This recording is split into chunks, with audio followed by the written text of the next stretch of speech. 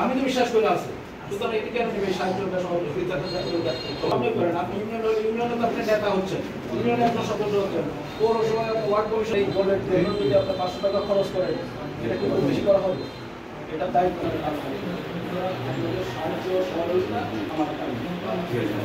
যে এই সমস্ত অনুপ্রবেশকারী যে সুযোগ পাচ্ছে দলে সেটা আমার দলের হাইকমান্ড তো নিষেধ আছে। আমি পুনরায় বলে দিচ্ছি, আপনারা নেতা এখানে যারা যারা আছেন অন্যদের মেসেজ দিয়েন এবং একটু সতর্ক থাকতে হবে এই ধরনের কাজ যেন আবার বিভিন্ন জায়গায় এক জায়গায় হয়েছে আরেক জায়গায় হবে। এইটা এখন আপনারা খুঁজে বের করুন কারা করলো কার ইঙ্গিত হলো। এমন হতে পারে আমাদেরও কেউ হয়তো এর মধ্যে ইঙ্গিত থাকতে পারে যেটা আমাকে ডিফেম করার জন্য আমার ইয়ে করার জন্য থাকতে পারে, আপনাদেরকে একটা অপমানিত করার জন্য হাইকমান্ডে দেখার জন্য যে হ্যাঁ এটা এই ইসলামপুরে এরকম ঘটনা ঘটে। তাহলে ইসলামপুরে আমাদের কঠোর হইতে হবে এই আওয়ামী অনুপ্রবেশকারীদের মধ্যে, সেটা যেন বিন্দুমাত্র এত দুঃসাহস কেউ দেখাতে না পারে। এটা আপনাদের কঠোর হইতে হবে এবং আপনারা আমাকে সহযোগিতা করেন যে কোথায় কী আছে আমরা সেটিকে নির্মূল করব।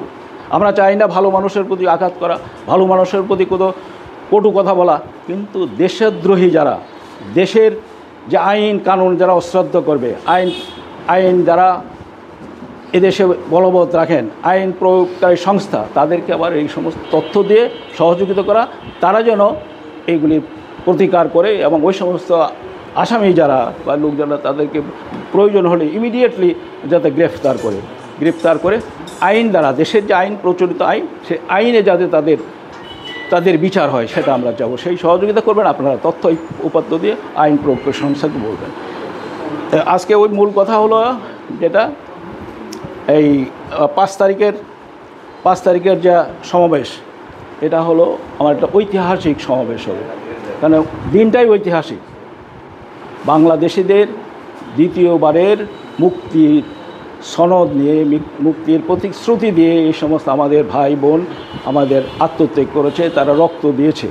সেই রক্তের মূল্য দেওয়ার জন্য আর কি উপায় আছে? তাদেরকে স্মরণ করা, আল্লাহ তাআলা তাদের বেহেশত নসিব করে, এবং তারা যে বৈষম্যের বিরুদ্ধে যে যুদ্ধ করেছিল সেই বৈষম্য যেন আবার ফিরে না আসে।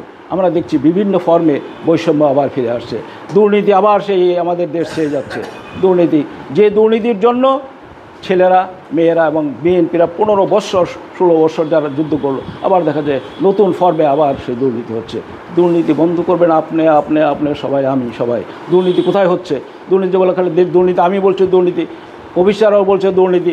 তাহলে দুর্নীতিটা কে করছে সেটা কেউ বলতেছে না, যে ওই অমুক বা করিম রহিম এরা দুর্নীতি করছে, ধরো কেউ মুখ খোলে না।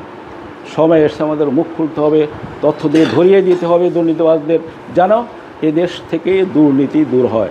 তাহলে এই দুর্নীতি দূর হলে আপনাদের বড় বৈষম্য এটাও দূর হবে। বৈষম্যটা মূল কথাই হচ্ছে যে নীতির বাইরে যা কাজ করছি সেটাও তো হলো বৈষম্য। সেই বৈষম্য হলো নীতির মধ্যে আমাদের সব কিছু আনতে হবে, আইনের মধ্যে আওতায় সব আনতে হবে। সবাই আমরা একটু সজাগ হই। এই আছে আমার কথা। 5 তারিখের এটা কীভাবে সফল হবে হয়তো জয়নাল টাইমেও এটা আবার দিয়ে দিবে, কোনখান থেকে আমরা কীভাবে এটা স্পষ্ট আপনাদের বলবে, এবং অন্যরা যাতে বলতে না পারে আমরা জানি না। যারা আসছেন দয়া করে কষ্ট করে আপনার অন্যদেরকে জানিয়ে দেবেন। তো জয়নাল এটা তুমি এই আজকের 5 তারিখের এটা দিয়ে দাও। আর একটা পয়েন্ট বলছে কে জানি, যে ওই কমিটির সদস্য যারা বিভিন্ন ওখানেও বঞ্চিত হয়েছে, এখানে এসে বঞ্চিত হচ্ছে, সে তাদের একটু গুরুত্ব দেওয়া। আমি কিন্তু ব্যক্তিগতভাবে এটা শুধু কমিটি কেন, সব কর্মী, নেতা কর্মীদেরকে আমি কোনো পার্থক্য না, সবাই আমার সমান। হয়তো এককভাবে ওইভাবে আমি হয়তো সাক্ষাৎ করা বা এটা হয়ে ওঠে না, কিন্তু আমার অন্তর থেকে আছে যে আমরা সবাই সমান, আমি সহ সবাই সমান। আমি কোনো অন্য গ্রহ থেকে আসি নাই, কিছু আসে নাই। সুতরাং আমি আপনার চিন্তা করুন ওইভাবে। সুতরাং কাকে একটা আমাদের এখানে এইটা আছে, এখনও অনেক বয়স্ক লোকও যে অভিমান করে আমার নাম বলা হয় নাই, অমুক করা হয় নাই।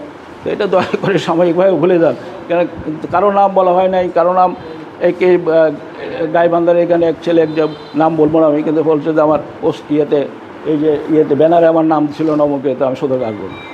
তো এটা কোনো কথা হলো? ব্যানারের নাম ছিল, তোমার এলাকায় মিটিং হয়েছে, তুমি তখন বলতা বা ওইটা ফয়সালা করে নিতা। এখন অন্য আরও এখন আমাদের বৃহৎ কাজ শুরু হচ্ছে, তখন তুমি বলছো যে আমি যাব না, আমার নাম ব্যানারে নেই। তো এইগুলি ছোটোখাটো বিষয় না। আমি এটা বলতে পারি, আপনারা যদি মনে করেন এই কারো নাম থাকবে না, আমার নামও দরকার নেই, কারো নাম দরকার নেই, কারণ আমাকে এখন লোকজন চেনেই। ওইখানে যে বলে দেবেন যে হালিম সাহেব আছে, তাহলে হলো। তাহলে ব্যানারের নামটা নিয়ে যেন, বা আমরা সিটিং অ্যারেঞ্জমেন্ট কে কেউ বলবো আপনি আসলেন 12টা 11টায় মিটিং, আপনি 12টায় আসলেন, আপনার যতই বয়োজ্যেষ্ঠ হন, আপনি কী করে বলবেন এখানে যারা বসে গেছে তাদেরকে উঠাই আবার আরেকজনে কোথায় দেবো?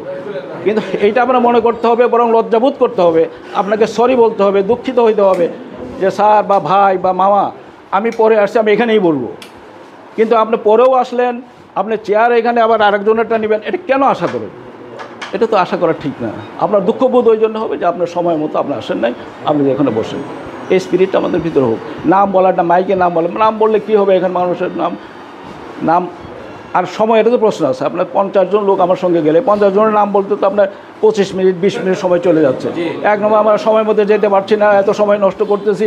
আবার আমরা ঘুমাই, সকালে ফজর নামাজ পড়ি কিনা জানি না, তারপরে উঠি আমরা 11টার সময়। তো এই যে সময় আল্লাহ তাআলাকে আলাদা সময় আমাদের জন্য দিবে? এক সেকেন্ডের হাজার ভাগও কি আল্লাহ তাআলা দিবেন না? এগুলো তো কেন মনে যে সময়ের কত মূল্য, সেই সময়টা আমাকে ধরে দিতে হবে। তো সবাইকে ধন্যবাদ। আমাদের আজকের অনুষ্ঠান, কালকের অনুষ্ঠান, 5 তারিখ অনুষ্ঠান, আরও অনুষ্ঠান যেটা আসবে, সবাই নিজেকে মনে করে আমরা অনুষ্ঠানগুলি সফল করবো। আমরা বলে আমি তুমি এখন প্রোগ্রামটা আবার জানাই দাও।